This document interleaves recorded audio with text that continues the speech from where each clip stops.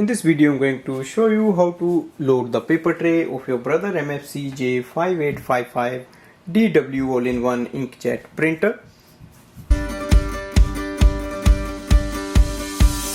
There are two paper trays to use in this printer. If you want, you can use the rear paper tray that is here, or you can use the bottom paper tray. So slide it out, take this cover, simply place the pages, and you can adjust the size with this, and you can also adjust the size with this. So whatever the paper size you want, you can just install it here, and once you are done, you can just close it. Once you install the paper, just place this back and you can close it, confirm it on the main screen. Now if you want to add some additional 100 pages, you can just do it at the rear paper tray, and 250 pages you can load in this paper tray. So totally it can take up to 350 pages. Once you install them, you are ready to use it.